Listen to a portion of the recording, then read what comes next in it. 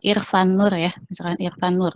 Kemudian membuat resume, tulis tangan, semuanya harus tulis tangan resumenya. Kemudian nanti ditambahkan screenshot dari ada nama Irfannya masuknya kelas ini, seperti itu. Jadi dilampirkan. Jadi lampirannya adalah resume kemudian screenshot dari kehadiran teman-teman di room ini. Itu waktunya hanya 15 menit setelah ditutupnya kelas. Jadi teman-teman mengerjakan resume tersebut pada saat perkuliahan. Gitu. Di screenshotnya juga sama. Dan itu tulis tangan. Kemudian saya nggak masalah, yang lain boleh tidak on kamera, tetapi kalau perkuliahan saya sekali waktu saya akan bertanya secara random tentang materi yang disampaikan atau presentasi yang sedang dibicarakan. Jadi stay tune, jangan ketiduran atau jangan meninggalkan room ini hanya dengan menempelkan foto saja. Saya percaya bahwa di balik foto-foto ini ada orang yang sedang serius untuk menyimak materi, gitu ya. Sudah jelas sampai sini? Ada pertanyaan? Silakan. Ada pertanyaan? Nggak terdengar, Irfan, suaranya? Untuk pengumpulan resume sama foto itu berbeda ya, jadi nggak dijadikan satu gitu. Jadikan satu saja. Jadi dalam satu file. Jadi misalkan kita selesai jam 9 ya, saya nggak kalau saya sih nggak usah lama-lama banget kita presentasi kan ya, kita diskusi aja. Jam 9 kita selesai. Nah, itu kemudian saya buka pas ke perkuliahan ini saya akan buka satu kolom tugas di Google Classroom. Nah, nanti teman-teman tinggal mengupload saja. Uploadnya dalam bentuk PDF, namun resumenya tulis tangan. Artinya teman-teman tulis tangan, foto, kemudian screenshot kehadiran juga, foto, satukan dan dikumpulkan, di-upload di Google Classroom tersebut.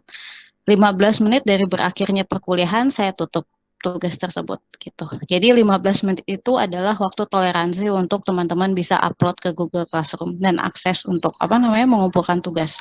Karena dianggapnya tugasnya memang dikerjakan pada saat perkuliahan.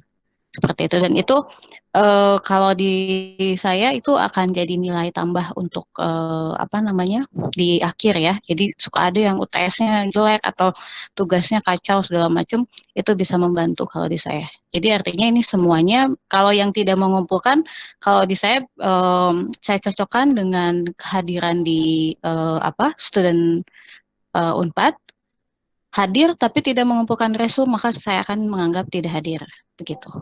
Apalagi kalau nggak ada screenshotnya, berarti artinya itu adalah alibi teman-teman. Kenapa ketika nanti di student 4 saya nggak hadir Bu, ini kenapa ya gitu. Padahal saya mengerjakan. Nah, resume dan si screenshot foto itu adalah alibi dan bukti yang bisa teman-teman perjuangkan ketika saya hadir ini gitu. Di samping absen juga itu bisa menjadi tambahan nilai gitu ya. Jadi bukan tambahan nilai sih, karena itu maksudnya nilai-nilai untuk semua harus mengerjakan itu. Justru yang tidak mengerjakan dia tidak mendapatkan nilai, begitu. Oke, sampai sini paham? Paham, paham Bu. Terima kasih Bu. Ada lagi yang bertanya? Izin bertanya Bu. Iya, silahkan. Untuk resumenya itu berarti dari materi PowerPoint presentasi sampai ke tanya jawab ya Bu ya? Ya, betul-betul. Dan resumenya itu tulis tangan ya, tidak perlu seperti membuat rangkuman tugas yang formal, tidak perlu. Apa yang teman-teman rasa penting silahkan ditulis, jangan terlalu singkat, jangan terlalu panjang. Misalkan 1-2 halaman saja, 1-2 halaman kertas biasa aja itu nggak apa-apa. Tapi 1 halamannya jangan cuma misalkan intinya ini apa ya, enggak lah. Artinya teman-teman dapat apa dari perkuliahan ini silahkan tulis di situ gitu. Jadi nggak perlu semua materi ditulis, nggak usah itu. Yang penting yang menurut teman-teman penting silahkan catat di situ 1-2 halaman, karena biasanya kalau PowerPoint kan ada penjabarannya ya, ada penjelasannya ini kemana ini kemana. Nah itu penjabarannya itu yang nggak terekam dalam si PowerPoint tersebut, dan bisa jadi saya keluarkan nanti di UTS dari hasil rangkumannya teman-teman itu gitu. Jadi hal-hal penting silakan dicatat 1 halaman atau 2 halaman saja, begitu ya.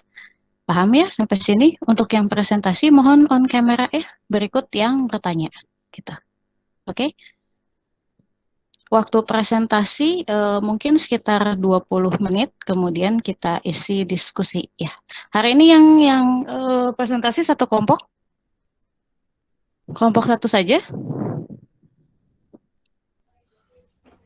Itu Bu, kelompok satu katanya kemarin Bu itu ya kelompok Bu satu Rosida? doang. Ya, kelompok satu ya. Oke. Jadi waktu presentasi 20 menit, kemudian sisanya kita pakai sekitar 30 menit kita pakai tanya jawab. Oke. Silakan. Kamera dan screen saya serahkan ke kelompok satu. Enggak, silakan. Kelompok satu silakan. Nanti semuanya tolong on kamera ya, yang presentasi.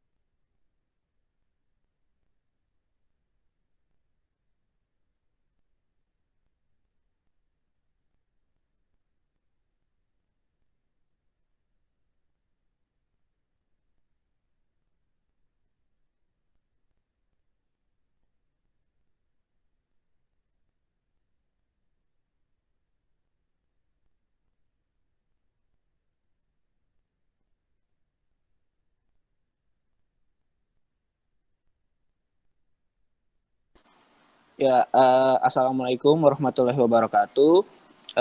Kami dari kelompok 1 akan mempresentasikan hasil dari kelompok kami dan yang akan berjudul Sistem Integumen. Dan kelompok 1 beranggotakan Noval Muhammad dengan NPM akhir 141, Henry dengan NPM akhir 143, Agung dengan NPR akhir 144, saya sendiri dengan NPM akhir 145, Shelin dengan NPM akhir 154, dan Ayu dengan NPM akhir 162.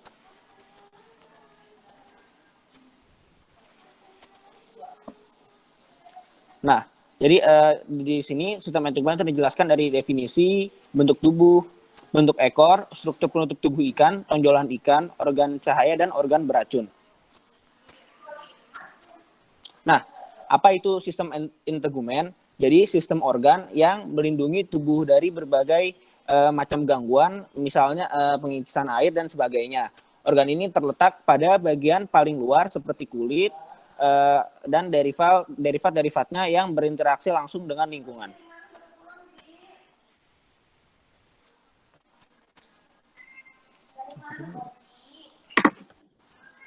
Oh ya, selanjutnya ada bentuk-bentuk tubuh dari ikan.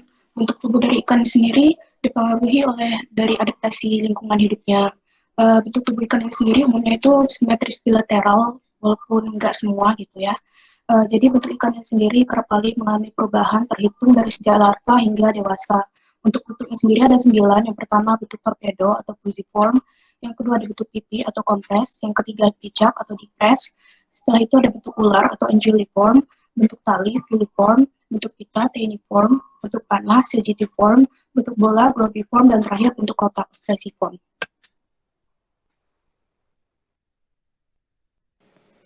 Nah, di sini ada beberapa bentuk ekor ikan. Mungkin teman-teman bisa lihat di gambar sebelah kiri ada contoh-contohnya gitu ya, dari ekor yang rounded dan lain sebagainya gitu. Jadi macam-macam bentuk ekor ikan itu merupakan bagian anggota tubuh dari ikan yang terletak di permulaan sirip dekat dubur sampai dengan bagian terbelakang dari sirip bagian ekor. Di sini ada banyak banget jenisnya, mulai dari yang bentuknya bulat, rounded, yang bentuknya tegak, yang bentuknya sedikit cekung, yang bentuknya sabit, bercagak, meruncing, dan ada juga yang berbentuk lancet atau heterocercel.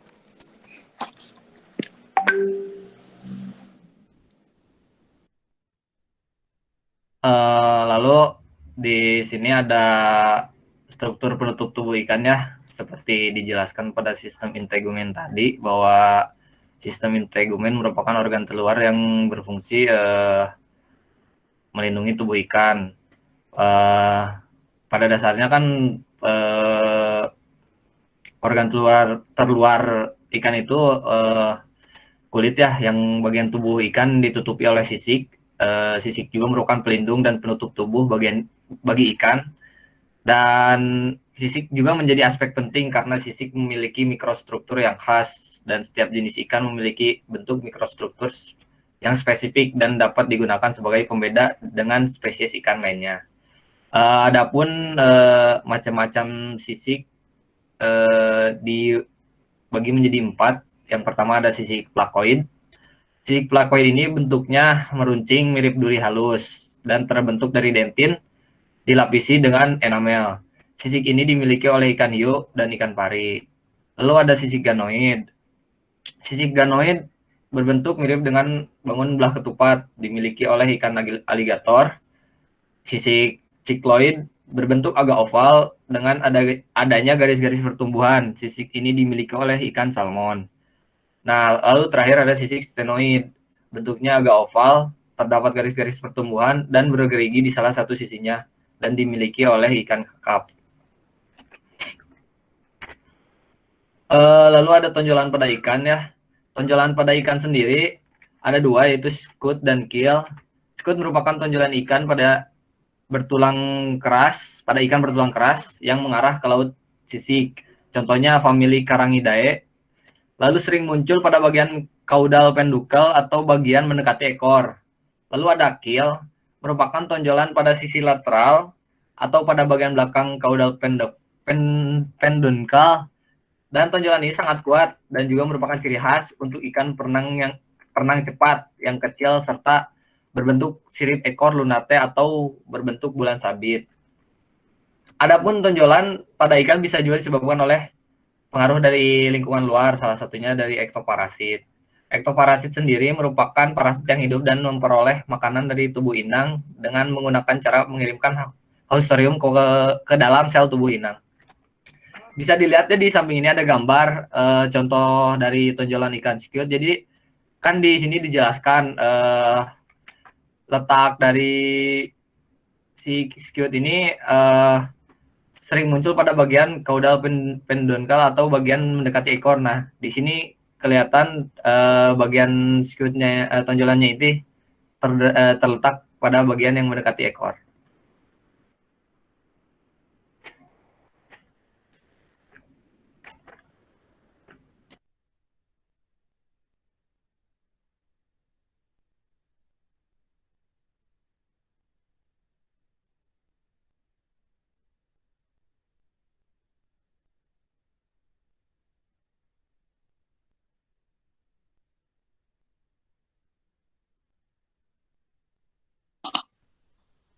Organ cahaya.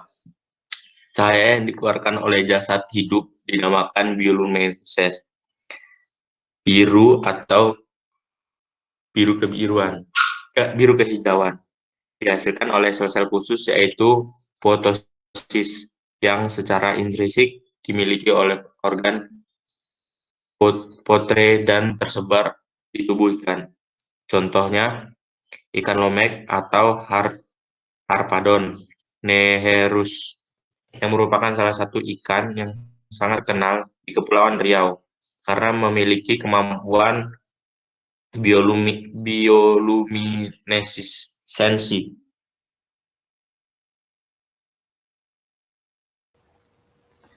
Selanjutnya ada organ beracun. Organ beracun merupakan modifikasi kelenjar yang mengeluarkan lendir. Secara umum, kelenjar racun pada ikan dipergunakan untuk melindungi diri, menyerang, dan mencari makan. Ikan-ikan yang sistem integumennya mengandung kelenjar racun, yaitu ikan yang hidup di sekitaran karang. Kelenjar racun yang dikeluarkan melalui jari-jari keras sirip, punggung, atau dorsal fin, dan dada atau pectoral fin.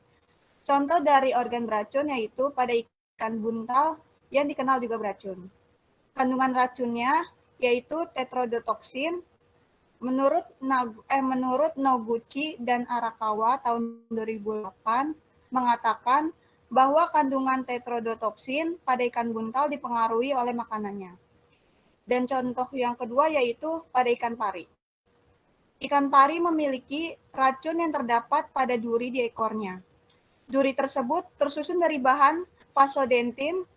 Biasanya pada pangkal ekor pari terdapat 1 hingga 5 duri yang mempunyai jaringan kelenjar racun di bagian sebelah bawahnya. Ikan pari akan melumpuhkan mangsanya jika merasa terancam dengan cara ditancapkan ekornya pada mangsanya.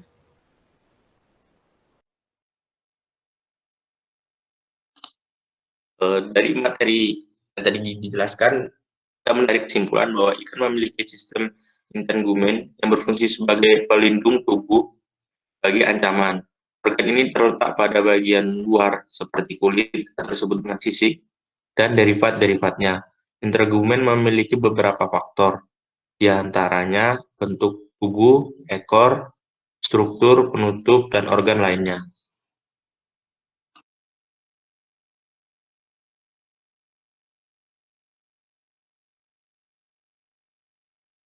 Ya, Tadi ada gambar ya. Coba nanti di zoom out sedikit, dilihat. Jadi kayak tadi nih bentuk sirip ya, bentuk sirip ada yang membulat, ada yang apa. Nah itu lebih di lama perlihatkan. Kemudian nanti teman-temannya bisa melihat gitu bahwa oh yang bulat ini seperti ini, yang kemudian yang bentuk-bentuk lainnya seperti ini. Kemudian contoh-contoh ikannya seperti apa.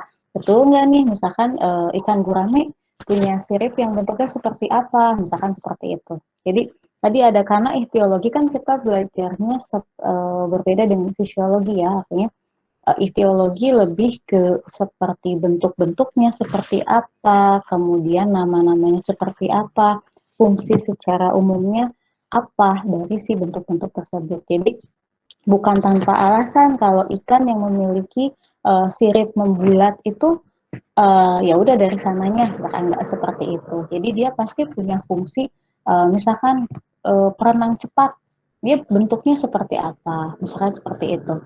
Ini tadi ada gambar-gambar, nah itu keterangan-keterangannya juga nanti bisa dikasih lihat ke teman-teman bahwa yang ini bentuknya begini, misalkan tadi ya, nah ini, oke. Bentuk torpedo misalkan. Nah, bentuk torpedo tuh yang mana gitu, seperti itu. Oh, ikan apa? Seperti itu. Oh, iya betul gitu kan. Jadi teman-teman juga langsung ingat gitu dan langsung melihat oh ternyata kalau misalkan ikan nila itu bentuknya ini gitu. Terus kayak ikan sebelah oh dia bentuknya ini. Atau ikan bandeng dia masuk kategori bentuk yang mana gitu. Jadi bentuk-bentuk ini bukan tanpa alasan dia berbentuk seperti itu. Nah, ini bisa diperbesar ya. Misalkan coba sama teman-teman dijelaskan yang gambar-gambar seperti itu. Coba.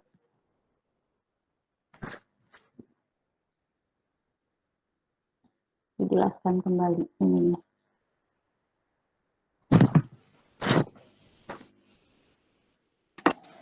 Ya, coba menjelaskan ya. Kalau yang bentuk torpedo itu bagian ujungnya itu meruncing. Terus biasanya ikan yang memiliki bentuk ini nih berenang cepat kayak ikan tongkol, ikan bandeng atau ikan cakalang. Setelah itu ada bentuk pipih. Bentuk pipih ini kan lebarnya lebih ke samping gitu, gapingnya lebih ke samping. Contohnya kayak ikan bawal atau ikan kapas-kapas. Setelah itu ada bentuk picak. Nah, kalau bentuk picak ini gapingnya itu ke bawah.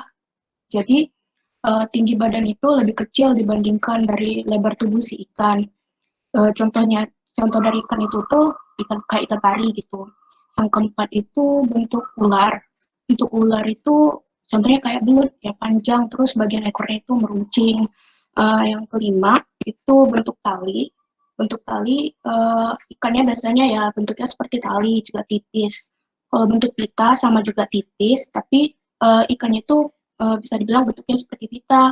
Contohnya itu kayak ikan slender snake eel kalau nggak salah ya Bu. Selanjutnya ada bentuk pita, selanjutnya ada bentuk panah. Bentuk panah ini ikannya yang bentuknya seperti panah. Contohnya itu ikan barakuda. Setelah itu ada bentuk bola atau globiform. Bentuk ikan ini bentuknya bulat seperti bola. Contohnya ikan buntal. Yang terakhir itu bentuk kotak. Yang mana contoh dari ikan ini bentuknya kayak bentuk ikan buntal yang jenisnya kotak gitu, Bu. Terima kasih.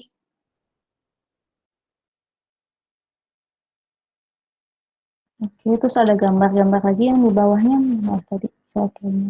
Nah, ini untuk sirip nih. Jadi kenapa siripnya begini? Terus contohnya seperti apa? Ini ada fungsi gitu, bukan apa tanpa alasan gitu, betul seperti itu. Enggak, silahkan gimana? Nah, untuk slide berikutnya ini ada beberapa bentuk ekor ya. Yang pertama itu ada bentuk ekor yang agak sedikit membulat atau bisa disebut rounded. Ini tuh biasanya bagian pinggir sirip ekor itu membentuk garis yang melengkung dari bagian dorsal sampai ke ventral. Kalau teman-teman mau searching atau lihat, itu tuh ada salah satu contohnya tuh ikan gurame ya. Itu tuh agak membulat si ekornya. Lalu yang kedua ada yang bentuknya tegak, atau biasanya bagian pinggir ekor membentuk garis tegak dari bagian dorsal hingga ventral. Jadi nggak yang awal gitu, nggak se-full yang awal. Contoh ikan karena itu mungkin ada ikan nila ya, kalau nggak salah itu ada ikan nila. Lalu yang kedua adalah bentuk yang sedikit cekung atau emarginate. Bentuk tuh ini ditandai dengan adanya bentuk cekung antara sirip bagian dorsal dan ventral. Contohnya tuh ada ikan tambakan. Lalu yang keempat ada bentuk ekor yang apa itu, bulan sabit atau lunettes. Bentuk tubuh ini bagian dorsal dan ujung ventral dari sirip ekor menjorok keluar, sedangkan bagian tengah siripnya melengkung ke dalam. Contohnya itu ada ikan famili Acanthuridae. Tuh, seperti itu. Lalu yang kelima, ada yang bentuknya tuh bercagak. Ekor ini ditandai dengan melekuknya sirip ekor dengan tajam antara lebar dorsal dan ventral. Contohnya itu ada ikan kembung. Lalu yang keenam ada yang meruncing, dari bentuknya itu pinggiran sirip meruncing dan tajam. Contohnya itu adalah banyak banget ya. Salah satu contohnya mungkin ada ikan cupang, tapi kan ikan cupang tuh jenisnya juga macam-macam gitu. Jadi mungkin teman-teman bisa lihat juga buat ngeklasifikasiinnya. Lalu yang terakhir ada bentuk lancet atau heterosersal. Nah, bentuknya dari ekor ini tuh ditandai dengan sirip yang pangkalnya melebar dan membentuk tumpul di bagian nya. Contohnya tuh ada ikan hiu. Kayak gitu. Mungkin untuk lebih lanjutnya teman-teman bisa searching juga di Google atau di internet. Kalau misalnya ada yang mau ditanyain juga boleh ke kelompok kita. Terima kasih.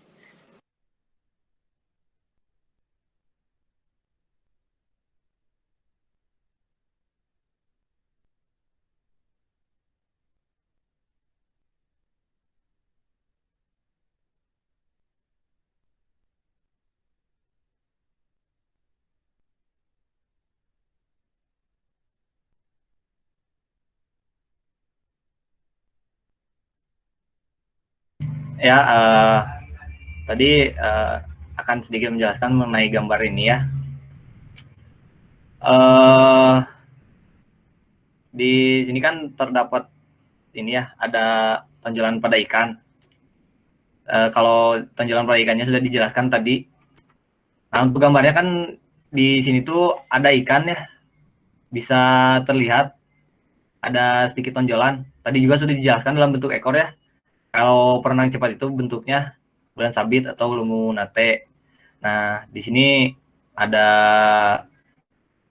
tonjolannya yang itu skewed, yang merupakan tonjolan yang dekat dengan ekor. Lalu ada ini contoh organ cahaya yang di ini gambar satu ini merupakan ikan lomek yang di bawahnya ikan lomek segar atau tidak terlihat cahayanya. Kalau yang ini kan ada bakteri luminescence yang bisa menyebabkan si ikan lomek ini bercahaya. Bisa terlihat yang di sini ada cahaya warna biru kehijauan di sini. Nah, itu di situ ada koloni dari bakteri luminescence.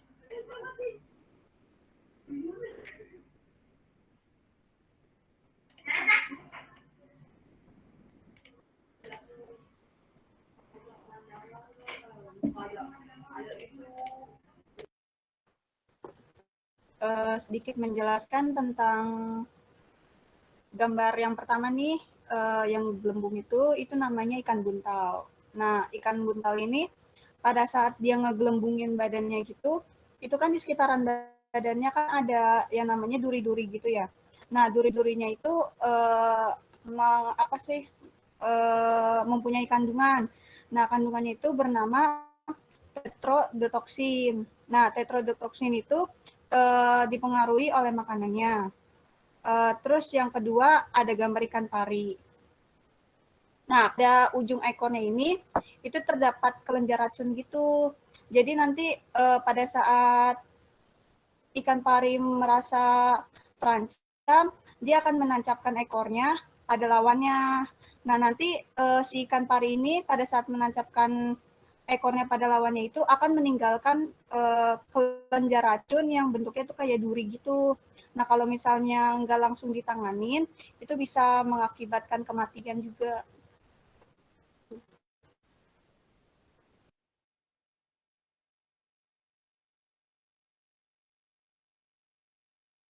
Ya, mangga dibuka sesi pertanyaan, 2 sesi dulu ya, 2 sesi dulu. Satu sesinya bisa 3 penanya, kemudian kalau ya yang kalau misalkan nanti tidak ada yang bertanya ya, maksudnya nanti siapa nih perwakilan siapa? Tadi sudah ada yang Raisen, Irfan nih. Dituliskan kelompok berapa. Nanti ketika tidak ada yang bertanya, silahkan tunjuk oleh yang presenternya nunjuk ke kelompok yang belum bertanya. Gitu, oke? Silakan. Baik, Bu. Pertanyaannya banyak, silakan. Ya, terima kasih sebelumnya. Mohon maaf juga jika presentasi dari kami ada yang kurang ataupun tidak mengenakan dari kata-kata kami. Untuk selanjutnya akan dibuka sesi pertanyaan ya. 2 sesi ya, Bu? Iya, 2 sesi. 1 sesi dulu, 3 atau 4 pertanyaan. Oh iya. Untuk sesi pertama, silakan kepada Kang Irfan. Siap, terima kasih Kang Henry. Perkenalkan, nama saya Irfan Nur Rohim, NPM terakhir 197. Izin bertanya Kang, untuk sistem integumen ini kan sistem perlindungan dari ikan sendiri kan Kang. Itu yang diserang itu bagian apa ya, organ apalah. Terus cara ikan untuk melawan ketika gangguan menyerang perlindungan tubuhnya itu gimana? Terima kasih. Ya, terima kasih Kang Irfan untuk pertanyaannya. Kita ambil 3 pertanyaan dulu mungkin ya. Yang kedua silakan Kang Julpan.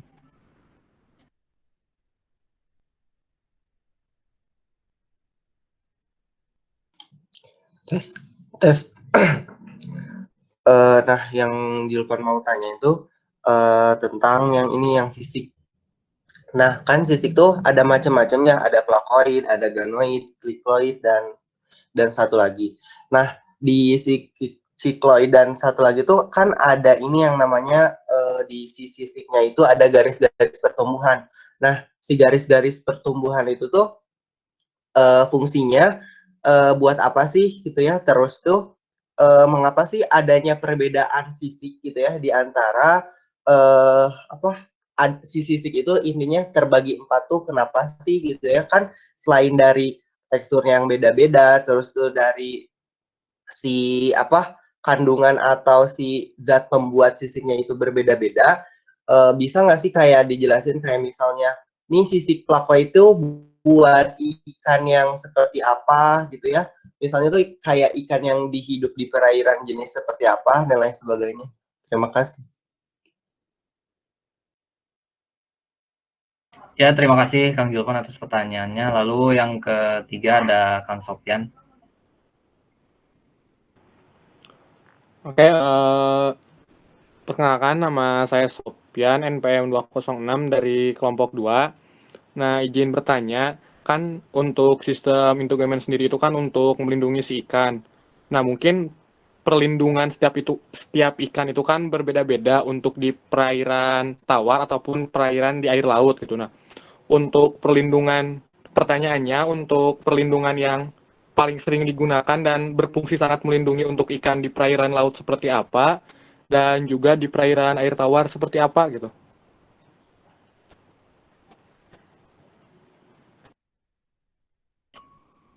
Baik Kang, terima kasih. Mungkin bisa satu pertanyaan lagi ya, Kang Yoga.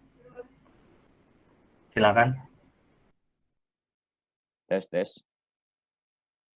Ya, Assalamualaikum warahmatullahi wabarakatuh.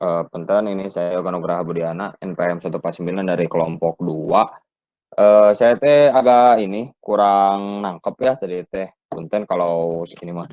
Tadi yang di organ cahaya, kan organ cahaya itu dikeluarkan oleh bakteri bioluminescence ya. Sampai tadi ada Kang Henry bilang kalau adanya penolakan cahaya ini karena ada koloni bakteri bioluminescence. Nah, kenapa sih harus sampai ada bakteri bioluminescence gitu yang nempel di ikan itu? Asalnya dari mana? Sekian, terima kasih.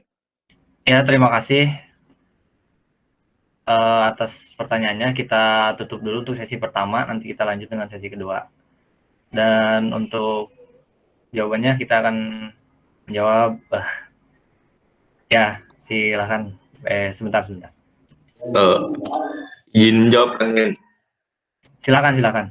Itu tadi pertanyaan dari Kang Zulfan ya, kenapa sih sisiknya itu berbeda-beda kan ya?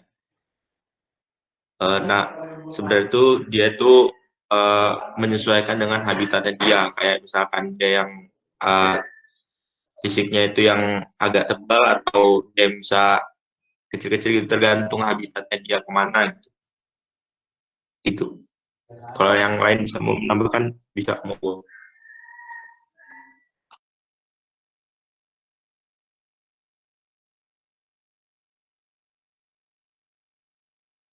Bagaimana Kang Julman, masih belum terjawab apa bagaimana?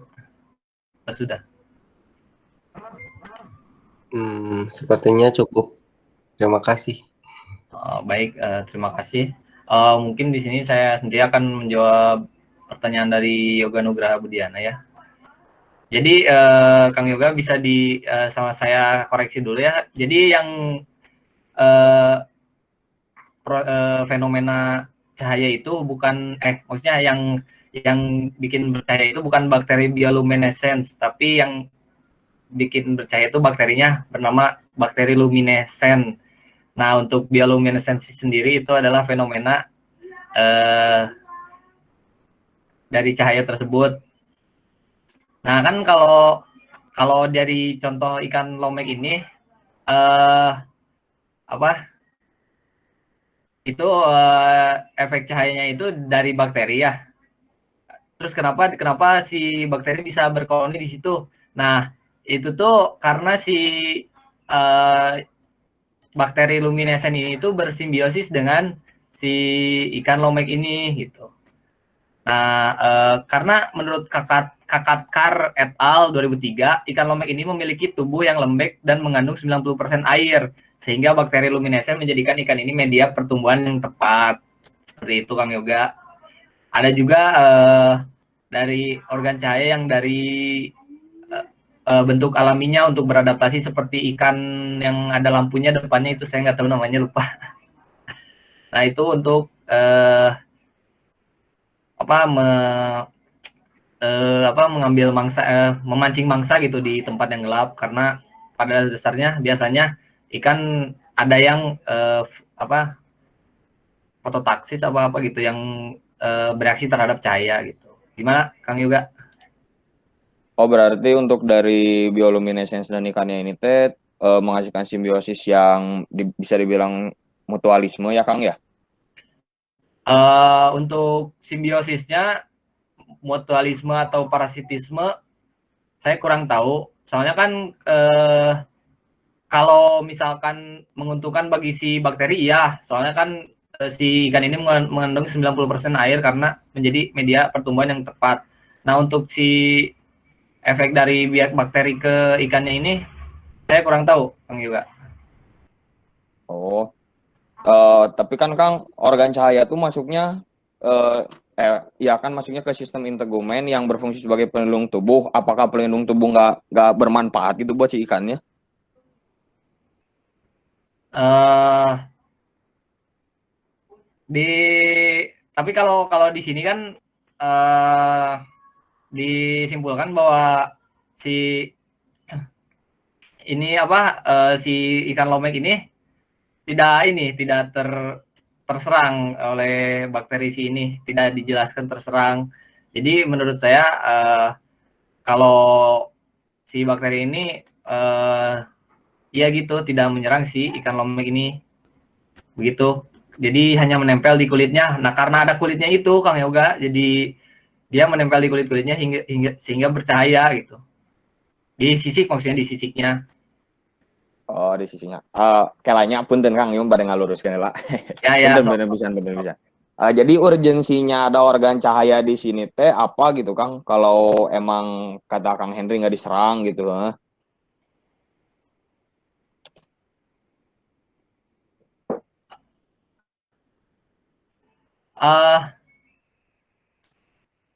Jadi gini Kang juga maaf. Jadi kan di sini nggak nyerang tuh karena si cahaya ini bukan dihasilkan oleh organnya sendiri, tapi oleh bakteri luminescence ini. Gitu, Kang Yoga. Oh, mungkin yang Kang Henry tangkap mah, yang maksud saya ancaman teh mungkin dari bakterinya ya Kang. Gimana Kang Yoga? Nggak, maksud saya itu jadi gini, kan organ cahaya tuh masuk sistem integumen, yang dimana sistem integumen ini tuh berfungsi sebagai pelindung tubuh bagi ancaman. Apakah organ cahaya yang dihasilkan oleh bakteri luminescence ini tuh efektif untuk pelindung tubuh dari ancaman ikan lomek gitu? Oh, jadi maksud Yoga ini si bakteri ini bikin perlindungan buat ikan lomeknya. Nah, eta. Ya, kalau menurut saya mah perlindungannya sendiri mah dari sisiknya. Kalau si ikan lomeknya kalau si bakterinya mah nggak membuat si ikan lomek ini jadi terlindungi. Cuman kalau yang ada organ yang ini, organ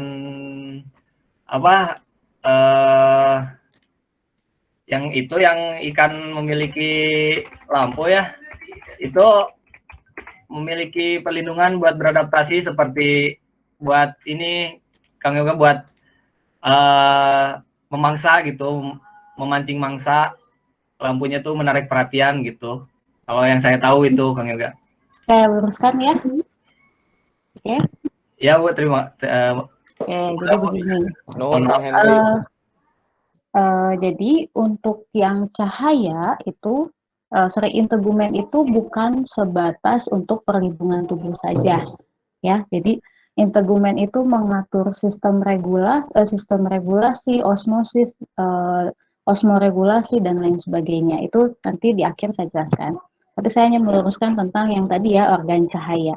Untuk kasus ikan lomek, jadi organ cahaya di tubuh ikan itu tidak semua cahaya yang dihasilkan dari cahaya yang terdapat di ikan itu tidak semuanya dihasilkan dari organ cahaya.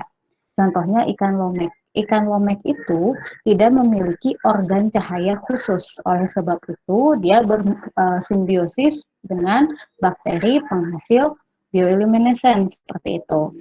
Nah, untuk beberapa kasus ikan yang memiliki organ cahaya seperti tadi yang disebutkan oleh temannya yang punya lampu di atasnya atau lanternfish namanya ya, atau ikan lentera, dia memiliki organ cahaya.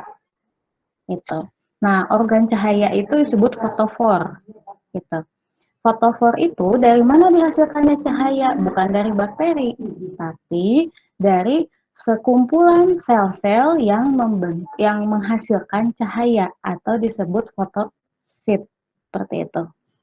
Nah, dalam kasus ikan lomek jadi berbeda karena dia tidak memiliki si fotofor ini atau organ yang menghasilkan cahaya, berikut tidak memiliki sel-sel yang menghasilkan cahaya atau yang dinamakan fotosit, maka dia bersimbiosis dengan si bakteri penghasil cahaya.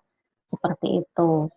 Nah, untuk beberapa kasus seperti ikan lentera ya yang tadi kata temannya ada lampunya di kepalanya, itu lentera fish.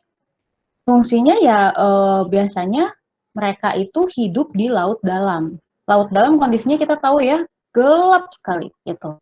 Nah, karena gelap itu ya seperti kita lah. Kita kalau mati lampu kita butuh apa? Senter kalau nggak lilin gitu.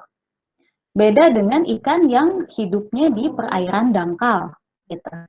Artinya dia masih bisa menggunakan si matanya untuk melihat. Jadi kita juga kalau kita siang hari kita nggak perlu lampu gitu. Beda dengan kondisi gelap gitu. Oleh sebab itu, ikan-ikan yang berada di laut dalam rata-rata memiliki organ cahaya. Enggak rata-rata sih. Di antaranya memiliki organ-organ khusus yang membantu mereka dalam bertahan hidup. Jadi sistem integumen bukan hanya perlindungan itu bukan berarti melindungi dari mangsa saja, tetapi bagaimana sistem integumen membantu mereka untuk bertahan hidup. Baik membantu mereka berenang di laut yang dalam, misalkan di ekstrim, mengatur cairan yang keluar masuk ke tubuh mereka, kemudian mengatur juga oksigen, gimana nih oksigen di laut dalam benar-benar kandungan DO-nya rendah sekali, bahkan hampir tidak ada ya seperti itu. Nah, gimana mereka mengaturnya? Mereka memiliki fungsi-fungsi tertentu gitu yang berbeda dibandingkan dengan ikan-ikan di laut dangkal misalkan atau di air tawar. Termasuk dengan penglihatan. Penglihatan ikan-ikan di laut dalam rata-rata mereka rendah ya kemampuannya atau bisa dibilang hampir tidak bisa melihat gitu ya. Mereka hidupnya gelap terus sampai akhirnya mata mereka juga memang berevolusi penglihatannya kurang baik gitu. Tapi mereka sangat tajam di penciuman gitu. Jadi penciuman mereka sangat baik. Nah, tadi balik lagi ke yang tadi, salah satu fungsi adanya organ cahaya ya untuk membantu mereka berenang, untuk membantu mereka mencari mangsa atau mengantisipasi predator dan lain sebagainya. Jadi tadi ya berbeda ya kalau kasus dengan yang ikan lome, dia memang mutualisme nih, bersimbiosis dengan si salah satu bakteri penghasil cahaya karena dia tidak memiliki sel-sel cahaya atau fotosit. Sedangkan organ cahaya itu memang organ itu kan berarti bagian dari tubuh ya, bagian dari tubuh ikan yang memang dia menghasilkan cahaya. Nah, cahaya itu dihasilkan oleh sel-sel yang namanya fotosit tadi. Seperti itu ya, clear? Tadi untuk yang bertanya dan yang presenter ya. Oh ya, siap. Cukup clear, Bu. Siap. Lanjut Terima kasih lagi, ya, Bu. silakan. Izin menjawab punya Sofian ya. Kalau misalnya tadi Sofian nanya sistem integumen itu mana yang paling penting, semua sistem integumen itu penting. Kalau misalnya Sofian nanya sistem perlindungan yang paling penting itu pasti dari sengatnya, dari organ beracunnya. Karena kalau untuk perlindungan ya organ beracun yang paling berperan penting. Kayak lele itu di kulisnya, kalau misalnya ikan buntal itu dari durinya begitu. Gimana Sofian? Oke, baik Teh. Terima kasih jawabannya cukup Teh. Izin mau jawab pertanyaannya si Irfan tadi. Pertanyaannya tadi adalah sistem integumen untuk menyerang bagaimana. Nah, kita ambil contoh ya, itu kayak ikan lempu ayam yang memiliki kelenjar beracun sirip punggungnya, jadi dia kayak nyerang pakai sirip punggungnya. Terus ikan buntal, ikan buntal pakai badannya itu, terus ikan pari kayak ekornya, sama ikan lele kayak ikan patil. Nah gitu. Jadi sistem-sistem yang buat nyerang itu yang ada sistem integumen untuk menyerang itu terletak di luarnya untuk melukai atau meracuni lawannya gitu. Terima kasih. Kalau ada yang mau nambahkan, monggo.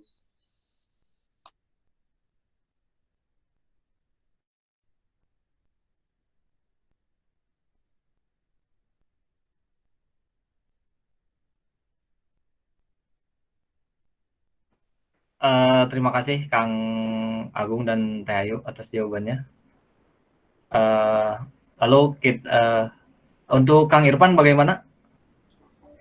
Tadi saya bertanya kan sistem integumen itu sistem organ yang melindungi tubuh dari berbagai macam gangguan ya. Pertanyaan saya itu ketika itu organ, kalau semisal ikan itu diserang, organ mana yang semisal ikan diserang, terus ketika sudah diserang pasti kan mendapat gangguan kan. Itu cara ikan mengatasi gangguan itu atau memproteksi lah dari gangguan itu gimana Kang? Maksudnya gitu. Terima kasih.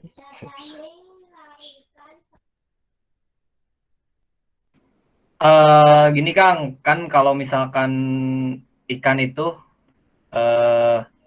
kalau Kang Irfan nanya si ancaman itu menyerangnya dari mana dan efeknya kemana, itu kalau yang pertanyaan pertama ini itu tergantung ikannya sendiri, tergantung gangguannya sendiri, dia gangguannya dari eksternal atau internal gitu. Kalau misalkan dari, kan kalau ini sistem integumen ini melindungi tubuh dengan lapisan bagian terluar ya. Kalau saya simpulkan berarti ini melindungi tubuhnya dari gangguan dari lingkungan sekitar atau dari luar.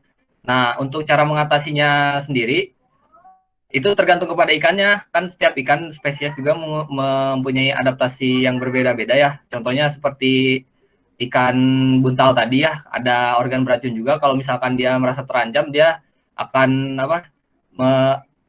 mengembungkan dirinya, dan di duri-durinya itu ada, setiap duri-durinya itu ada racun yang bisa dikeluarkan. Lalu ada ikan pari juga, ikan pari dari duri dari ekornya sendiri gitu, Kang Irfan.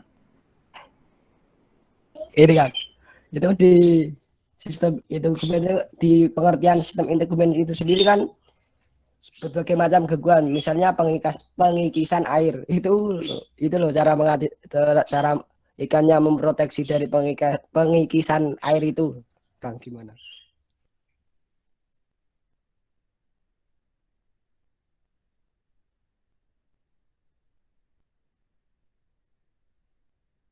Boleh diulang kan pertanyaannya sekali lagi, maaf. Siap. Tadi kan di pengertian sistem integumen itu sendiri kan melindungi tubuh dari berbagai macam gangguan. Di sini dicontohkan misalnya pengikisan air. Nah, itu gimana cara ikan memproteksi dari pengikisan air tersebut? Gitu, Kang. Karena Kang Irfan ikan itu kan kenapa mempunyai sisik? Karena si sisik itu kan untuk melindungi tubuh ikan. Karena pengikasan air itu terjadi ketika si ikannya saat berenang gitu, kayak tergesek oleh air lah. Nah, kalau pelindungannya ikan diam karena maksudnya nggak memberikan efek apa-apa gitu. Cuman karena ada yang melindungi, sisiknya itu yang melindunginya gitu. Kalau untuk tingkah laku ikannya saya kurang tahu ya, ada atau enggaknya. Jadi yang terkikis itu sisiknya ya? Nah ya. Oh. Siap Bang. Paham Bang. Terima kasih. Ya, coba kalau ikan biar nggak kering, dia punya apa? Kelenjar keringat mungkin. Di manusia keringat, kalau di ikan apa? Lendir, Bu. Lapisan lendir. Itu. Jadi ikan supaya menjaga permukaan tubuhnya tetap lembab gitu, tidak kering, apalagi dia berenang dan terus berada di dalam air, dia memiliki lendir. Nah, lendir itu dihasilkan dari mana? Dari kelenjar lendir itu atau mucus gland. Nah, lendir ini ketika bergesekan dengan air, kelenjar lendir ini menghasilkan zat, di mana zat tersebut ketika bergesekan dengan air dia akan menghasilkan lendir gitu. Tuh ya. Jadi lendir itu adalah salah satu bagian sistem cara ikan bertahan hidup atau pertahanan tubuhnya, dia akan menghasilkan lendir si kulitnya. Oke, lanjut. Untuk sesi 2 berapa pertanyaan Bu? Sama. Ya, tadi sudah berapa? 3? 4 tadi. 4. Ya, 4 sama ya. Jadi paling tidak dari setiap 4 pertanyaan, kemudian nanti disortir kelompok yang belum bertanya, kelompok mana, nanti di terakhir kelompok tersebut yang akan bertanya, perwakilan dari kelompok yang belum bertanya. Ya, Jadi baik. silakan dimanfaatkan untuk 4 pertanyaan di sesi 2 ini, terutama bagi kelompok yang belum bertanya. Silakan. Sesi 1 telah selesai. Mari saya akan membuka sesi kedua. Yang pertama mungkin penanya. Mohon maaf sebelumnya untuk yang bertanya mohon dicantumkan nama kelompoknya juga ya. Maksudnya kelompok dari mana, dari kelompok berapa. Terima kasih. Dan untuk pertanyaan pertama ada Kang Mustafa Siddiq, silakan. Baik, terima kasih Kang Henry. Perkenalkan saya Muhammad Mustafa Siddiq dari kelompok 9 NPM 172.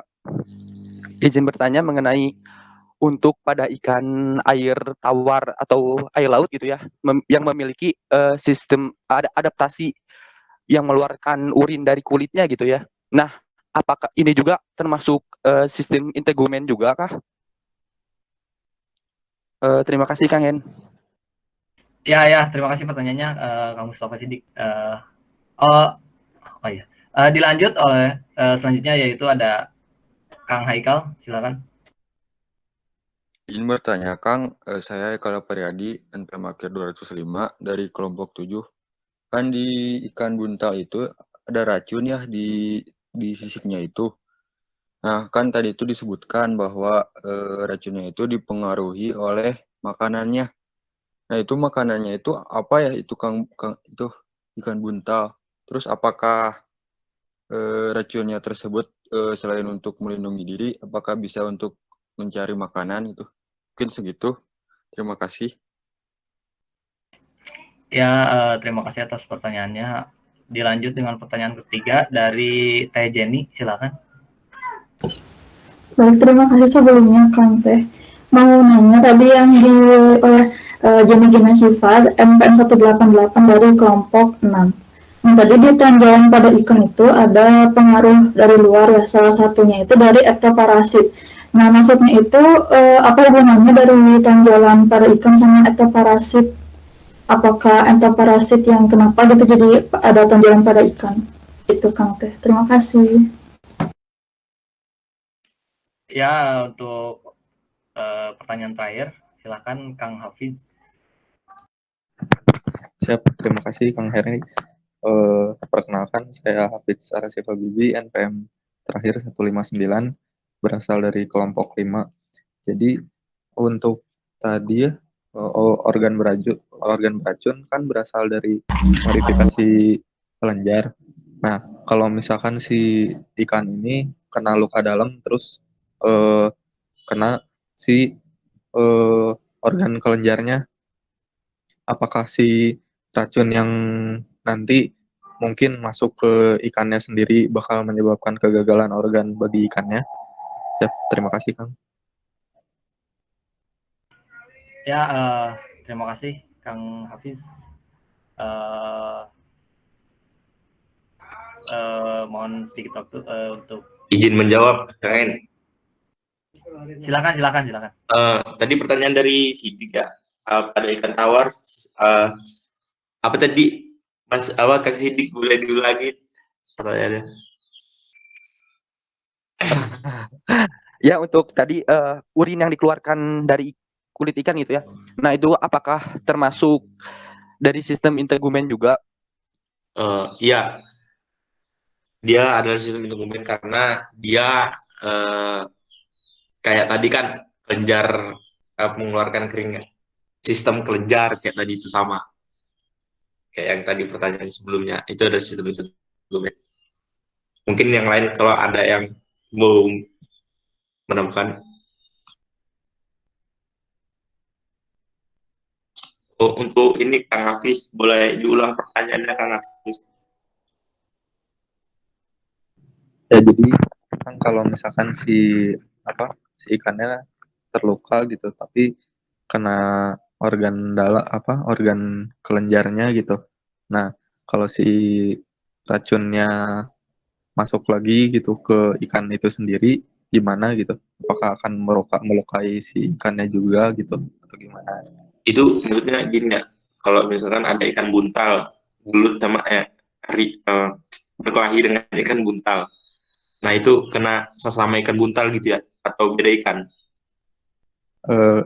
Kasusnya mungkin buat yang si racunnya kayak bentuk gimana ya, lendir gitu atau gimana gitu kan, bukan dari fisiknya gitu, eh bukan kayak ikan buntal gitu pokoknya. Jadi kan maksudnya, misalkan ikan kena racun gitu kan, bisa gimana, maksudnya ikan yang berlawanan ini yang kena ini beda ikan atau satu spesies gitu, maksudnya sama gitu. Ikan ya sama gitu, tapi sama. Ya itu sama deh. Oke. Tadi kampung ntar ya. Punten ya Kang. Mungkin saya izin menjawab sama pertanyaannya Kang Hafiz ya. Halo. Jadi saya sebelumnya mencoba meluruskan dulu, misalnya ada suatu ikan dia tuh punya racun gitu, terus tiba-tiba si ikan tersebut tuh kena luka dalam kan maksudnya. Nah, si racun itu berpengaruh nggak sih sama luka dalam yang dia punya gitu? Maksudnya kayak gitu kan? Nah, iya kayak gitu. Oke, izin menjawab. Ini menurut pandangan saya pribadi dan tadi juga baru sempat baca-baca gitu. Jadi sebenarnya kalau misalnya ikan tersebut punya racun, apakah berpengaruh atau tidak sama kulitnya sendiri kalau ada luka? Kalau menurut pendapat saya itu tidak berpengaruh. Karena apa? Karena ikan tersebut tuh udah punya adaptasi sama si racun tersebut gitu. Jadi hewan itu tuh mengeluarkan racun ya yang udah kebal terhadap dirinya sendiri. Namun mungkin salah satu yang bisa membuat si ikan itu, kata lain mungkin bisa sakit gitu atau mati, itu tuh mungkin dari si luka dalamnya tersebut, bukan dari racunnya. Bisa ditangkap nggak, Kang? Misalnya ada lukanya gitu, si racunnya mah mungkin nggak berpengaruh sama si ikannya, tapi untuk luka dalam yang disebabkannya itu bisa berpengaruh pada si ikannya. Seperti itu, karena setiap ikan kan sudah bisa mengadaptasikan antara racun yang dia punya dengan ikan tersebut. Mungkin sudah tersampaikan atau belum Kang Hafiz? Oke, siap Kang Noval, terima kasih. Kalau ada masukan mungkin dari Bu Fitri atau teman-teman bisa ditambahkan juga ya. Terima kasih, mungkin segitu dari saya. Izin menambahkan Kang Noval ya. Jadi gini, kemarin tuh sempat dijelaskan di matkul apa gitu ya, bahwa kan ada komunikasi tuh. Jadi kemungkinan si ikan memberikan atau sesama spesies itu jika terkena racun itu kemungkinannya kecil, karena biasanya setiap spesies itu kan punya komunikasi tersendiri ya, kayak paus dengan suara sonar, lumba-lumba sonarnya kayak gitu dengan komunikasi gitu. Jadi kemungkinan si ikan buntal meracuni ikan buntal lainnya itu kecil, Kang. Kayak gitu sih kalau dari tambahan dari saya. Oke, siap Kang Henry, terima kasih. Ditambah lagi tadi pertanyaan dari Kang Sidik ya, yang dijawab Kang Agung tadi teh, yang urin itu. Nah, kalau urin itu sebenarnya masuk ke perlindungan juga, tapi bukan ke sistem integumen, jadi masuknya ke sistem osmoregulasi. Jadi si ikan itu menyesuaikan cairan tubuhnya dengan lingkungannya untuk mempertahankan jumlah cairan tubuhnya. Jadi si urinnya itu dikeluarkan, menurut saya gitu. Terima kasih. Ya, betul ya, itu yang tadi urin atau keringat ya, itu kaitannya dengan sistem osmoregulasi dan sistem ekskresi. Jadi sistem ekskresi artinya sistem pembuangan. Kenapa harus ikan melakukan pembuangan? Kalau tadi osmoregulasi keseimbangan, kalau pembuangan dia harus mengatur jumlah air yang di dalam tubuh dia itu berapa banyak, dan yang dia harus mengeluarkan air tersebut. Kalau tidak nanti akan mengganggu sistem yang lain. Mungkin nanti lebih lanjut akan dijelaskan dengan kelompok yang membahas tentang sistem osmoregulasi dan ekskresi. Cuma saya kasih gambaran seperti ini tadi. Kenapa di air tawar dia lebih banyak dibandingkan dengan air laut? Ikan air laut itu si kandungan darahnya itu lebih banyak kandungan airnya itu. Jadi kemudian ginjalnya itu lebih kecil. Ginjal itu fungsinya di sistem osmoregulasi ya, artinya dia mengatur kadar garam dalam tubuh ikan. Jadi dia juga berfungsi sebagai sistem ekskresi, organ ekskresi. Nah, karena di ikan laut itu ginjalnya cenderung lebih kecil dibandingkan ginjal ikan air tawar gitu. Jadi proses urinitnya, kemudian proses pengeluaran cairan baik melalui urin atau kulit atau insang itu akan lebih sedikit dibandingkan dengan ikan air tawar seperti itu. Tapi nanti saya harap itu akan dibahas oleh kelompok yang osmoregulasi dan ekskresi seperti itu. Terima kasih Bu atas tambahannya. Untuk Jenny, mohon maaf pertanyaannya bisa diulang. Tadi kurang jelas. Baik, boleh Kang. Jadi kan tadi ada pengaruh luar ya dari yang tonjolan pada ikan. Pengaruh luarnya itu adalah ektoparasit. Nah, hubungannya dari yang adanya tonjolan ikan sama si ektoparasit tadi itu apa gitu? Apakah ektoparasitnya ini yang membentuk jadi tonjolan ikan atau bagaimana? Itu. Oh ya, terima kasih. Mohon waktunya sebentar.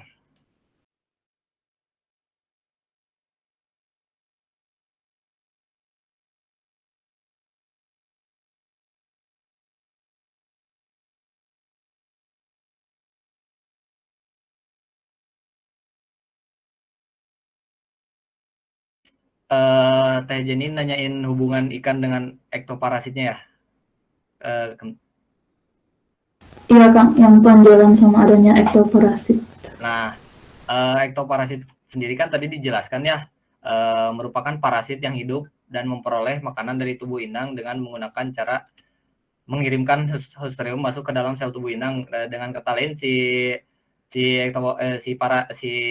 ektoparasit ini kan parasit ya, otomatis merugikan. Nah, kalau tonjolan di sini ini sebenarnya bukan dari sistem integumen.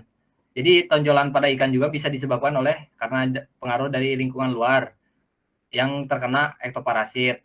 Nah, untuk efeknya sendiri, Jasminandar mengemukakan penyakit atau gejala klinis ikan, salah satunya adalah terdapat benjolan pada bagian tubuh. Hal tersebut disebabkan oleh parasit Centrocestus atau Palicentis sp. Jadi selain dari sistem integumen tonjolan ikan yang dua tadi, yang squid dan kill ini, ada tonjolan ikan yang disebabkan oleh ektoparasit sendiri itu. Apakah terjawab atau masih kurang? Sini. Siap, terjawab. Terima kasih Kang. Ya, terima kasih. Mohon maaf jika jawabannya kurang.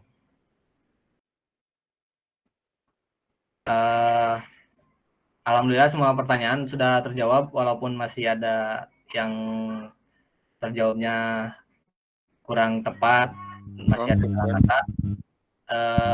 Mohon maaf juga jika presentasi dari kami masih banyak kesalahan dan kurangnya penyampaian yang baik, dan takut ada salah kata dari kami. Sekian dari kami. Wassalamualaikum warahmatullahi wabarakatuh. Waalaikumsalam warahmatullahi wabarakatuh. Oke, ini semua kelompok sudah bertanya atau ada yang belum bertanya? Siap, saya belum. Kelompok saya juga belum, Bu. Oke, silakan. Mas, kita ini lagi ya, sebentar. Ini ada yang belum bertanya. Kelompok yang belum bertanya, tolong bertanya dulu. Baik, siap, Bu.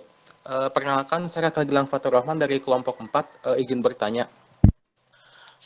Tadi kan disebutin kalau sistem integumen itu sistem yang melindungi tubuh dari ikan. Nah, salah satunya adalah contohnya sisik gitu. yang mau saya tanyain itu kan ada tuh beberapa penyakit ikan yang kayak misalnya di sisiknya tuh kayak ada penyakit gitu. Contohnya kalau yang saya tahu itu kayak di ikan cupang itu kan ada tuh yang kayak bintik-bintik putih itu. Nah, itu kan penyakit. Nah, apabila terjadi penyakit tersebut, apakah bisa dikatakan sistem integumennya itu gagal?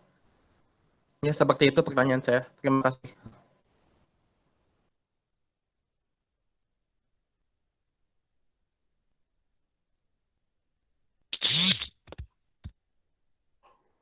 Gimana?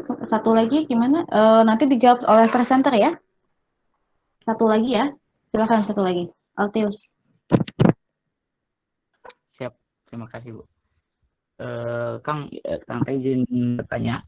Kalau tadi untuk ikan buntal sendiri ya, tadi kan dipengaruhi oleh makanannya. Nah, tadi juga saya selagi presentasi, saya tadi baca-baca juga jurnal tentang ikan buntal dan cara makannya.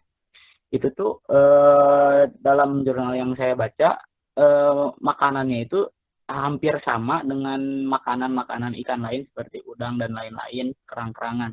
Nah, sementara ikan-ikan lain yang makan seperti itu tuh tidak ada racun, tidak memiliki racun seperti ikan buntal gitu. Nah, jadi ikan buntal itu sebenarnya ada fisiologi khususnya nggak sih, Kang? Terima kasih. Ya, terima kasih. Bu, ini presenter kan yang jawab, Bu ya? Iya, iya. Ya, Bu, sekalian sama yang tadi, yang awal, yang sesi 2, ada yang belum terjawab satu, Bu, saya. Maaf. Dari Saudara Haikal tadi ya. Pertanyaannya dari Saudara Haikal itu kan, si racun ini tuh bisa nggak buat dipakai memangsa buat makanannya ikan buntal sendiri? Ya pada dasarnya kan buat adaptasi ya, jadi bisa saja dan biasanya dipakai untuk memangsa gitu, Kang Haikal.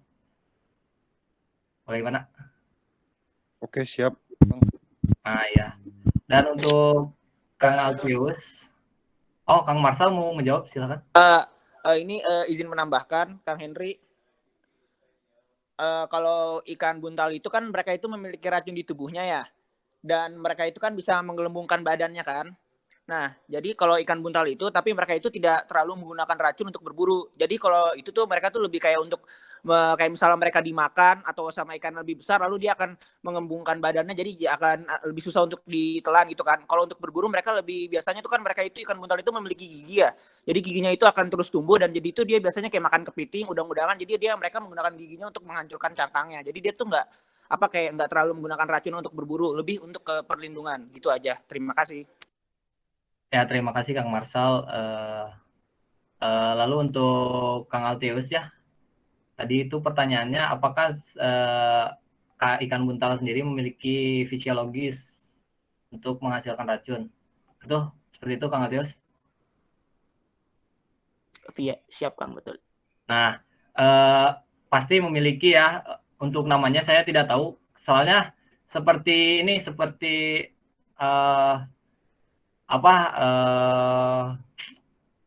vertebrata air yang ini Cnidaria menghasilkan racun juga kan dari nematosis.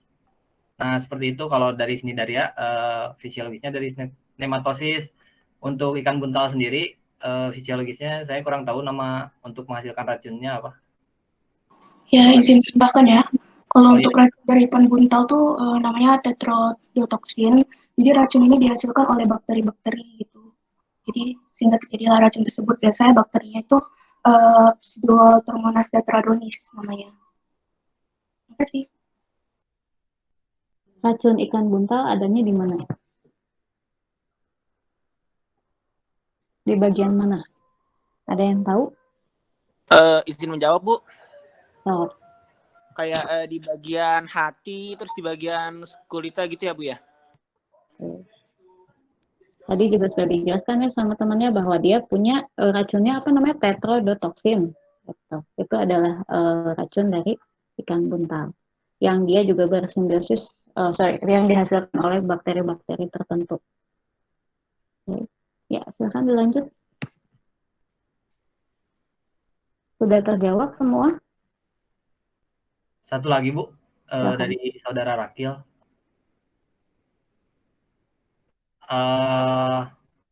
Untuk pertanyaan Rakil, apakah white spot pada ikan membuat sistem integumennya menjadi gagal? Nah, kalau menurut saya, pada dasarnya white spot itu kan merupakan sebuah penyakit dari ikan ya. Jika jika ikan sudah terserang penyakit, mungkin jadi tergantung ininya dulu, tergantung datangnya dari mana dulu, dari internal atau eksternal. Kalau saya sendiri white spot kurang tahu datang faktor internal atau eksternal penyebabnya. Jika dari eksternal, pasti sistem integumennya sudah terganggu gitu, karena kan sistem integumen juga salah satunya melindungi tubuh dari ancaman. Jika misalkan ikan sudah terserang white spot, berarti sistem integumennya sudah terganggu. Jika itu dari faktor eksternal, seperti itu, Kang Rakil. Ada yang mau menambahkan? Silakan dari rekan lain. Ya, izin menambahkan. Kalau untuk white spot itu penyakitnya kan disebabkan oleh parasit ya. Biasanya itu disebabkan oleh kualitas air yang nggak bagus gitu. Jadi menyebabkan ikan tersebut pertahanan tubuhnya jadi hilang gitu, jadi melemah, jadi menyebabkan terkena parasit tersebut gitu.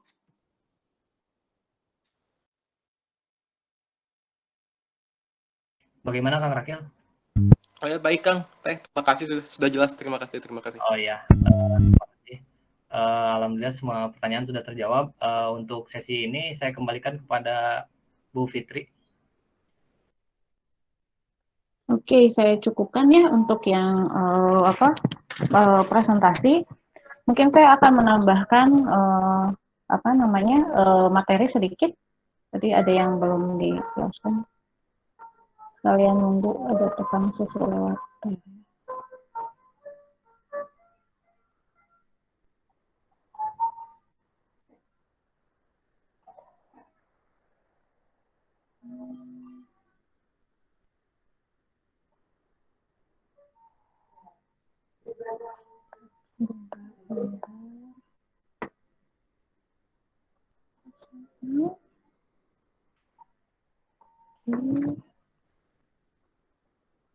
Kebuka ya.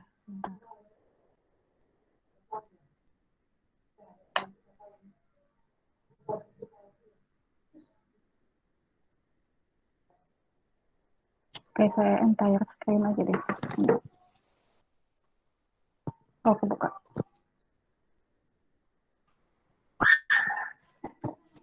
Bismillahirrahmanirrahim. Terlihat ya ini PowerPoint yang saya tampilkan. Halo, terlihat? Belum, Bu. Belum terlihat? Siap, belum, Bu. Belum, Bu. Aduh.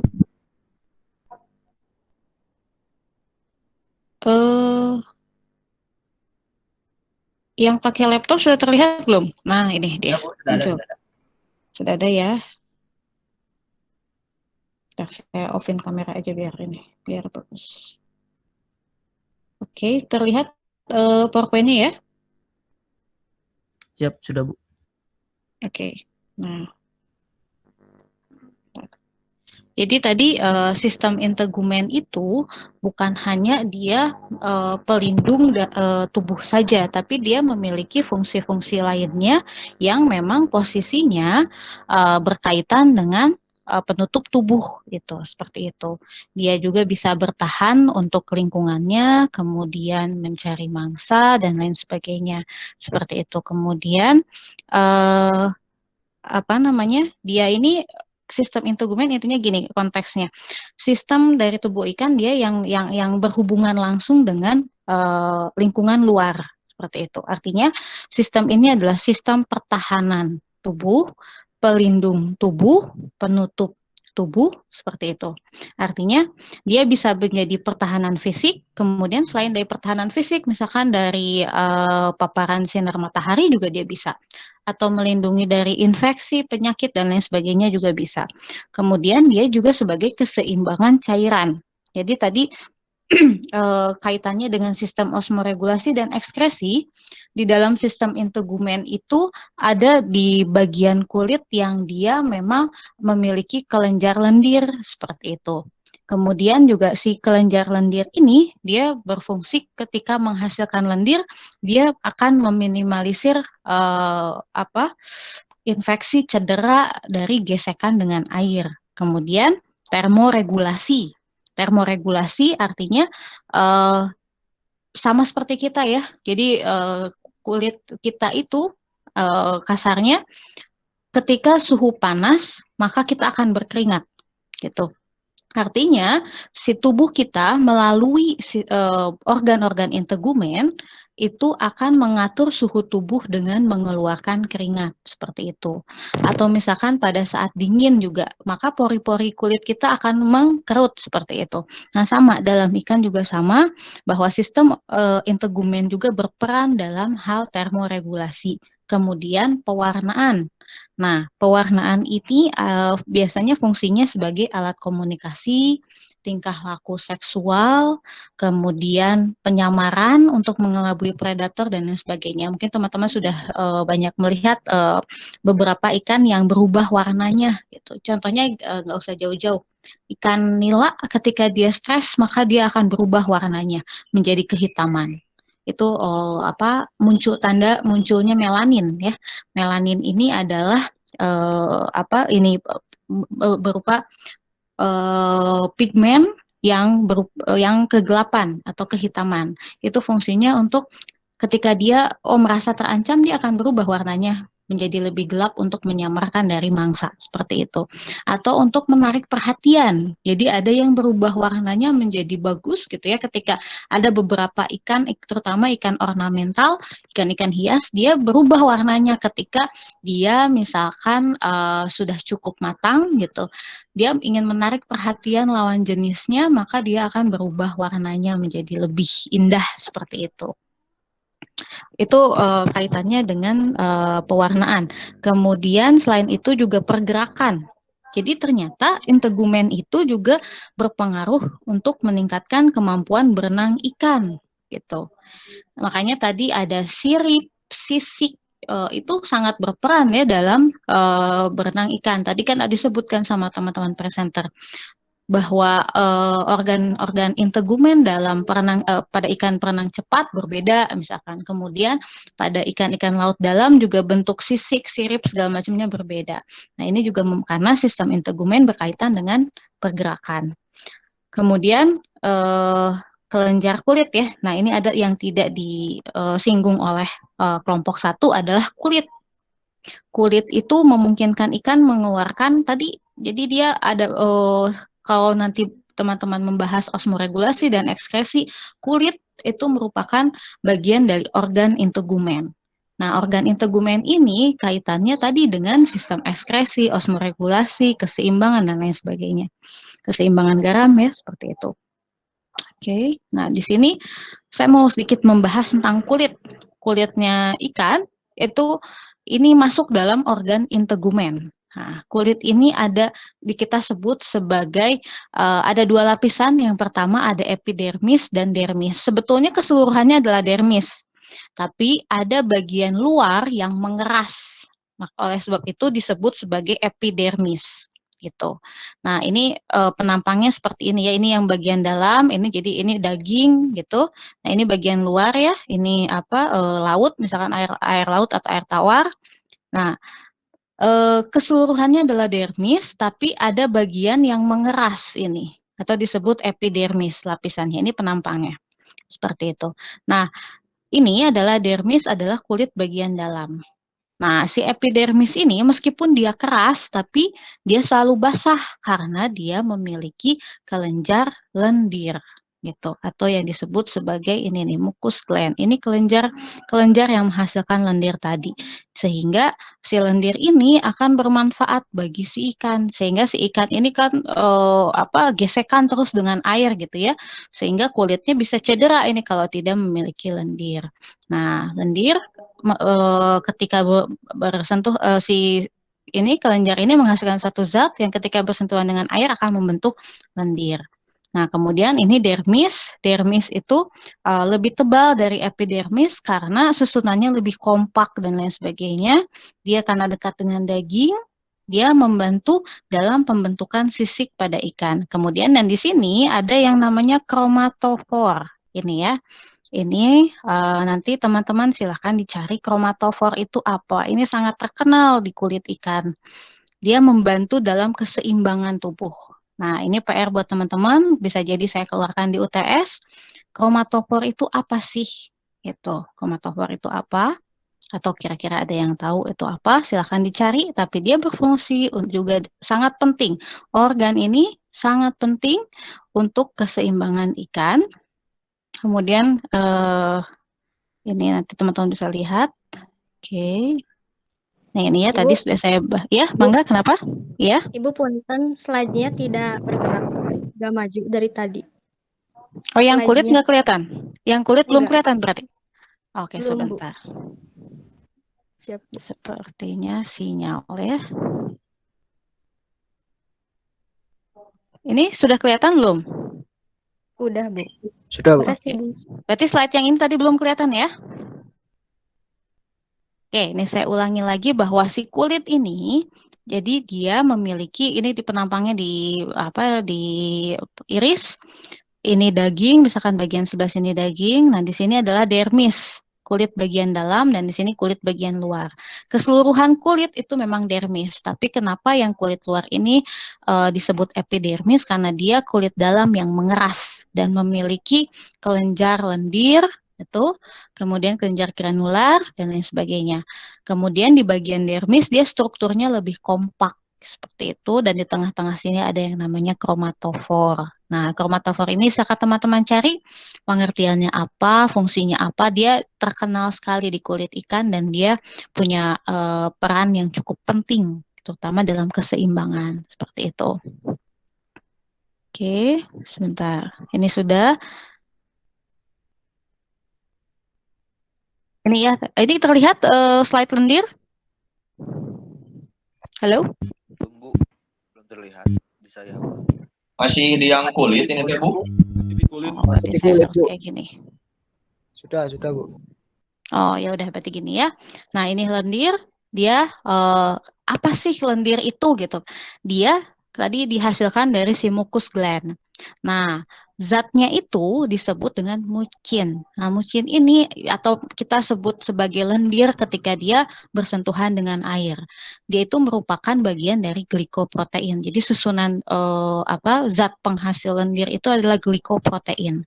Ini fungsi-fungsinya mengurangi gesekan dari air, berperan dalam proses osmoregulasi, nih ya tadi juga sudah dikaitannya dengan osmoregulasi, mencegah infeksi dan menutup luka. Jadi tadi kalau ada ikannya infeksi, sistem integumennya terganggu, kemungkinan ikan tersebut akan banyak mengeluarkan lendir. Teman-teman bisa cek ketika ada ikan-ikan yang sakit atau terkena parasit, pasti lendirnya banyak di permukaan ketika kulitnya luka ya, artinya si parasitnya itu menempel di kulit. Itu pasti lendirnya banyak. Kemudian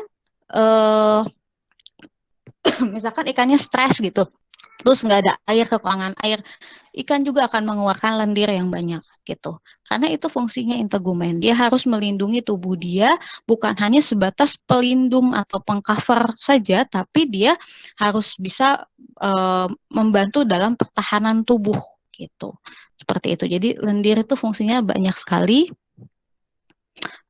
Ini saya skip. Nah, mungkin ini sisik tadi ya. Sisik itu macam-macam bentuknya. Ada yang kosmoid, ganoid, plakoid, stenoid, dan sikloid. Nah, kebanyakan si kosmoid ini dia di yang paling banyak terdapat di ikan telestoi atau bertulang sejati adalah stenoid dan sikloid. Nah, teman-teman mungkin lihat di sini dalam ikan salmon atau kemudian atau ikan gurame, ikan nila dan sebagainya, dia bentuknya sikloid dan stenoid. Ini adalah yang paling umum ditemui di ikan-ikan untuk telestoi. Sedangkan ikan-ikan tulang rawan atau seperti ikan hiu seperti itu, dia itu sisiknya adalah plakoid ya, plakoidnya seperti ini nih. Ini hiu seperti ini. Jadi bentuk sisik juga sangat mempengaruhi ya bahwa ini dia berenang cepat atau dia ikan tulang sejati, tulang rawan dan lain sebagainya. Seperti itu. Kemudian kalau yang kosmoid dia itu ditemukan dalam ikan-ikan primitif. Jadi dia biasanya banyaknya di ikan-ikan primitif, ikan purba gitu ya. Jadi sekarang itu sudah jarang atau tidak pernah ditemukan. Kemudian ikan sisik ganoid dia sebentar ini ganoid. Nah ini bentuknya seperti ini nih, bentuknya seperti kotak seperti ini, seperti itu. Dia biasanya banyak di ikan-ikan bonifish ya. Bonifish itu biasanya bentuknya seperti ini. Tapi yang paling umum adalah stenoid dan cycloid seperti itu. Oke. Nah, ini pewarnaannya tadi. Jadi pewarnaan ikan juga macam-macam. Dia bisa dihasilkan oleh pigmen dan itu masuk dalam sistem integumen. Jadi pigmen-pigmen yang dihasilkan pada ikan itu masuk dalam sistem integumen. Karena tadi ya ikan berubah menjadi gelap warnanya dia untuk menghindari mangsa atau dia berubah menjadi warna yang cemerlang menghasilkan yang dihasilkan adalah pigmen-pigmen warna kehijauan, keperakan dan lain sebagainya untuk menarik lawan jenis, misalkan seperti itu. Ini tadi, ini pigmen-pigmen ini ya berwarna kuning dan lain sebagainya. Kemudian melanin, nah ini melanin ini yang sering banyak terdapat di ikan nila atau kebanyakan berwarna hitam atau coklat seperti itu. Jadi kalau ikannya stres gitu dia akan mengeluarkan pigmen tersebut, misalkan. Atau ikan-ikan di laut dalam karena dia bisa cenderung gelap ya. Nah, ini sel-sel khusus bisa ada yang disebut dengan kromatofor. Nah, ini ya, kata dia kita ini lagi, ini sangat penting. Ini juga mempengaruhi dalam pewarnaan. Jadi nanti tolong dicek kromatofor itu apa sih sel kromatofor. Oke, ini tadi ya organ cahaya. Jadi tadi jangan sampai salah persepsi bahwa organ cahaya itu adalah organ dari tubuh ikan yang menghasilkan cahaya. Artinya bagian tubuh ikan. Tapi sumber cahaya dari ikan bukan hanya saja dihasilkan dari organ cahaya. Bisa dari warna yang dihasilkan adalah hasil simbiosis dengan bakteri seperti tadi ikan lomek tadi dan cahaya yang dihasilkan dari ikan itu sendiri atau tadi dari organ cahaya seperti itu. Ini ya, ini saya skip saja. Kemudian kelenjar beracun juga macam-macam nih, ada ikan lapu ayam, lapu tembaga dan sebagainya. Oke, saya rasa tadi sudah banyak dibahas. Saya rasa itu yang perlu saya tambahkan tadi ya, kulit, sisik, kemudian tadi klarifikasi dari organ cahaya, kemudian sel kromatofor ya yang tadi terdapat di kulit. Yang di sini tadi. Nah, ini tolong dicari kromatofor apa. Ini menarik sekali si kromatofor ini. Begitu, oke. Mungkin cukup ya dari saya. Ada pertanyaan sampai sini? Permisi Bu, izin bertanya Bu. Ini yang dari kelompok presentasi kita ngumpulin apa Bu ya? Yang notulensi. Gimana Bu? Jadi notulensi aja Bu ya. Jadi iya. Nggak sama resume. Iya, notulensinya saja nanti di-share ke tim satu kelompoknya, tapi tetap ya bukti kehadiran tetap ya dilampirkan itu. Oke. Terima kasih. Sebentar ini saya tambahkan waktunya. Ini sudah dibuka ya tadi dari jam 9, jadi saya tambahkan sampai 9.15, oke? Sampai 9.15. Jadi silahkan di foto ininya kehadirannya. Yang tim presentasi melampirkan notulensi, kemudian foto kehadiran. Kemudian tim yang lain yang tidak hadir, yang tidak presentasi, meskipun yang bertanya tetap melampirkan resume dari pertemuan tulis tangan, kemudian hasil kehadiran atau bukti kehadiran. Itu dalam satu file bentuk PDF, kemudian diupload. Mungkin 1 atau 2 halaman cukup. Gitu. Oke? Sampai sini ada pertanyaan atau tidak? Ibu mau izin bertanya. Ya, satu-satu silakan. Siapa dulu? Selin dulu, Selin. Mau izin bertanya, Bu. Untuk notulensinya itu deadline-nya kapan, Bu? itu sudah ada, tadi saya sudah bicarakan bahwa pengerja notulensi kelompok, Iya, notulensi kelompok, Bu. kalau yang diupload sekarang untuk tugas individu itu seadanya saja. Jadi apa yang sudah tadi kan nyatet tuh pertanyaan apa, ya udah itu aja tinggal di-share. Tapi notulensi lengkapnya bisa dikumpulkan hari ini atau besok nggak apa-apa di post ya. Artinya nanti di post di stream. Satu kelompok saja perwakilannya. Misalkan tadi notulensinya siapa? Saya, Bu. Oke, nah nanti kamu upload di stream itu bentuk notulensi lengkap yang diketik ya, tentunya yang diketik yang sudah bagus, termasuk dari penjelasan yang tadi saya juga itu di post di stream. Untuk tugas individunya yang seadanya yang sekarang ini kamu share dengan teman-teman dan teman-teman gabungkan dengan bukti kehadirannya di upload di tugas individu gitu yang sampai 9.15. Oke? Oke, Bu. Terima kasih. Ya, silakan yang lain. Tadi siapa? Mohon maaf Bu, jadi pertanyaannya sama. Oke, ya silakan. Saya rasa cukup jelas ya. Sampai sini jangan lupa nanti sudah diisi belum absen di student Unpad-nya. Jangan lupa diisi. Untuk simulasi minggu depan juga sama akan seperti itu. Jadi tolong dipersiapkan ya. Oke.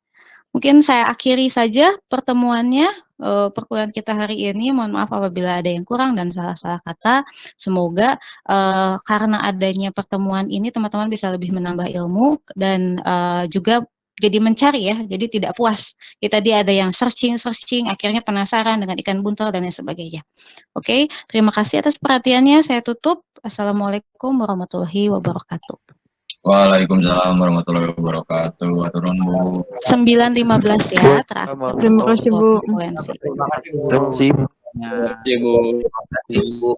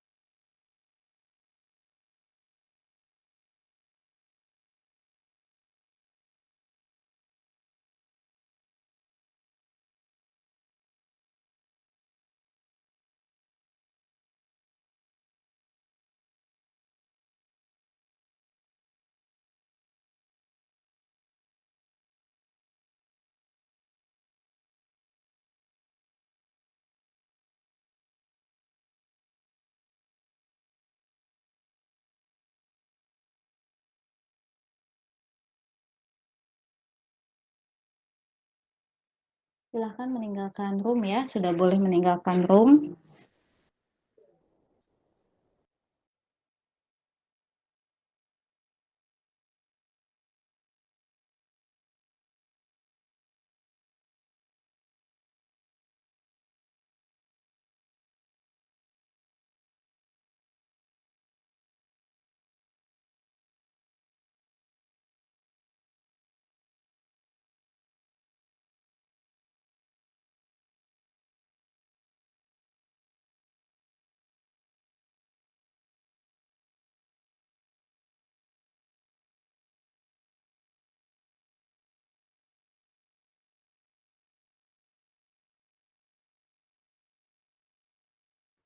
Ayo pada keluar ini, sudah selesai kuliahnya?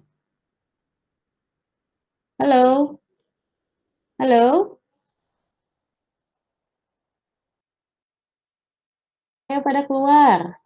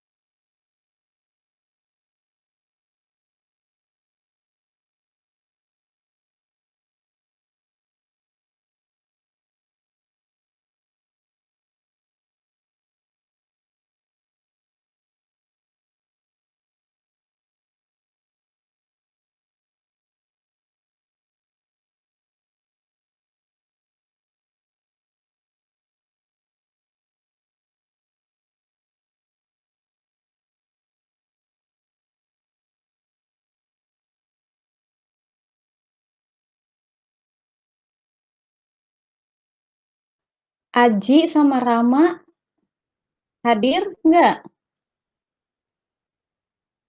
Aji, Rama, hadir atau tidur? Halo.